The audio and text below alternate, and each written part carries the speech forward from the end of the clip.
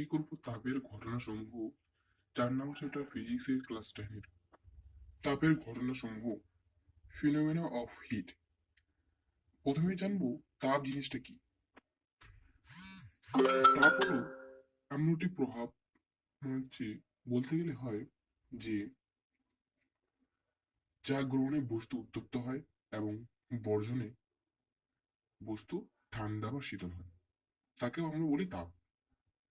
এখন যদি আমরা একটা লৌহকে মানে লৌহকে তাপ দিই, তাহলে লোহাটা উত্তপ্ত হয়ে লাল আকার ধারণ করবে। লাল ওই হলুদ, লাল, মিক্সচার, কমলা একটা হয় না কালার, ওটা উত্তপ্ত হবে। এখন যদি তাপ বর্জন করি, তাহলে লোহাটা ঠান্ডা হয়ে যায় বা শীতল হয়ে যায়। উষ্ণতা ও তাপ কি একই? উষ্ণতা আর তাপ এক না। রান্না করলে যেমন ভাত যখন আমরা রান্না করি, তখন দেখবা তোমরা ওই ভাতের হাঁড়ির উপর দিয়ে মানে ওই জলগুলা বাষ্পায়িত হয়ে উপরে উঠে যাচ্ছে, উষ্ণ হয়ে যাচ্ছে। আর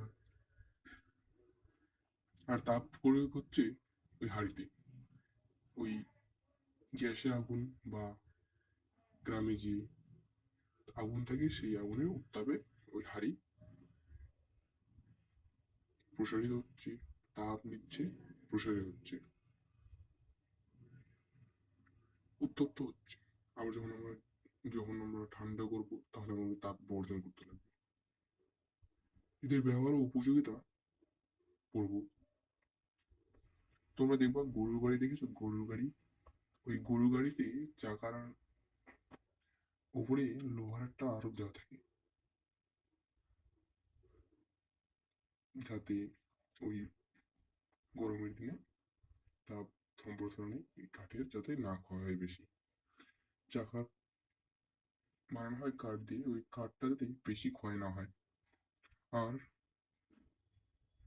বিভিন্ন জায়গায় এর ব্যবহার হয় তাপ প্রয়োগে, বা তাপ প্রয়োগের ব্যবহার, তাপের ঘটনাসমূহের কয়েকটা বিশেষ ব্যবহার ও উপযোগিতা। আজকের মতো এখানে, দেখা হচ্ছে নেক্সট ক্লাসে।